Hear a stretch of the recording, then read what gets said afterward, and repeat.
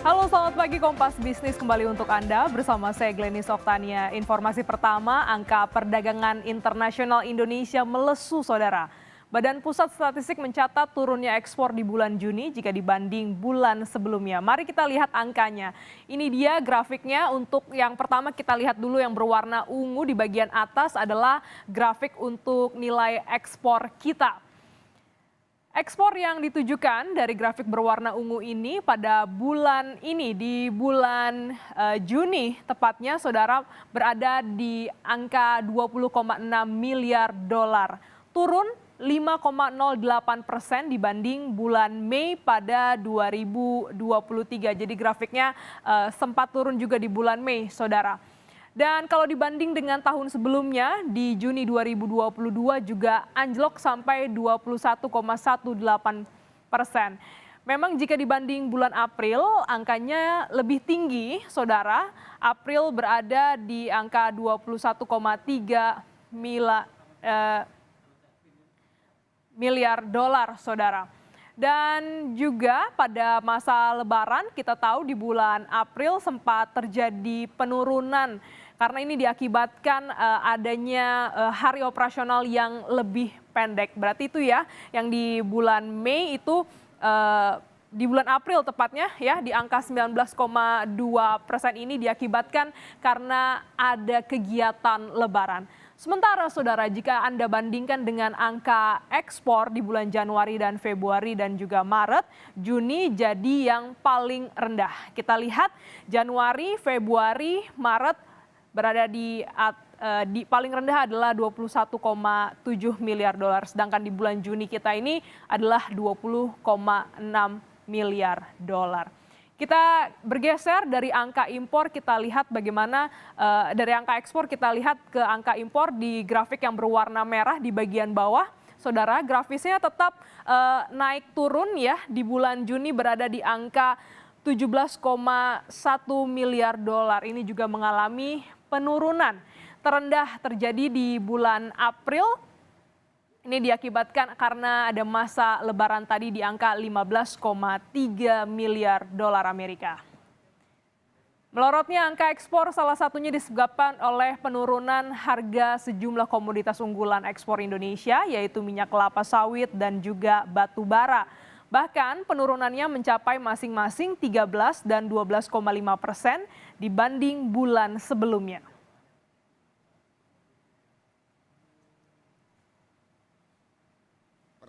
Pada bulan Juni ya, ini tentunya terhadap bulan sebelumnya ini bisa dilihat karena penurunan nilai ekspor pada beberapa komoditas ya. Yang pertama bahan bakar mineral ini turun 11,54%, kemudian nikel ya, dan barang yang turunannya ini 41,33% turunnya. Logam mulia dan perhiasan atau permata juga turun 41,41%. Kemudian untuk ekspor migas ya, ini yang sebesar 3,64%, ini juga dikarenakan untuk gas turun sebesar 10,35%.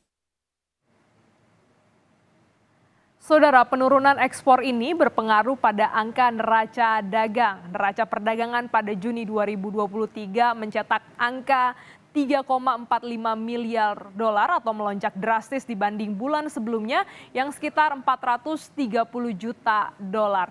Kira-kira seperti ini grafiknya, saudara, ya, di bulan Juni lumayan tinggi jika dibandingkan pada bulan Mei. Namun masih lebih rendah, saudara, dibandingkan pada Juni 2022 di tahun lalu senilai 5,14 miliar dolar. Dibanding bulan Februari, neraca dagang juga lebih rendah.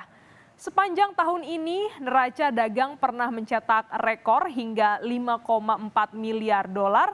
Dan karena bulan ini kita kembali surplus, maka secara total neraca dagang Indonesia sudah surplus selama 38 bulan terakhir alias lebih dari 3 tahun lamanya. Selain karena harga komoditas yang turun, penyebab lain ekspor Indonesia melambat adalah karena negara tujuan ekspor kita ya sedang mengalami perlambatan ekonomi. Kita lihat ini dia negara tujuan ekspor kita yang paling besar adalah Tiongkok dengan nilai ekspor adalah 4,5 miliar dolar. Selanjutnya Amerika Serikat 1,9 miliar dolar. Di posisi ketiga ada di Asia yaitu India 1,6 miliar dolar dan juga yang keempat adalah Jepang 1,4 miliar dolar. Mengingat kita masih bergantung pada Tiongkok untuk angka ekspor, maka penurunan ekspor ini tentu perlu diwaspadai oleh pemerintah. Selain karena harga komoditas yang turun, ekonomi Tiongkok melambat. Satu lagi faktor penurunan ekspor adalah karena ekspor manufaktur kita juga melambat. Ekspor industri manufaktur pada Juni 2023 mencapai 15,25 miliar dolar, berkontribusi sebesar 74,01% terhadap total ekspor nasional. Jika kita breakdown per industrinya, yang paling besar adalah industri makanan dengan angka 3,81 miliar. Yang kedua, saudara, ini ada di industri logam dasar sekitar 3,23 miliar dolar. Industri bahan kimia berada di posisi ketiga, 1,26 miliar dolar. Ada juga industri kendaraan bermotor, 770 juta dolar. Dan industri komputer dan barang elektronik berada di angka 745,8 juta dolar.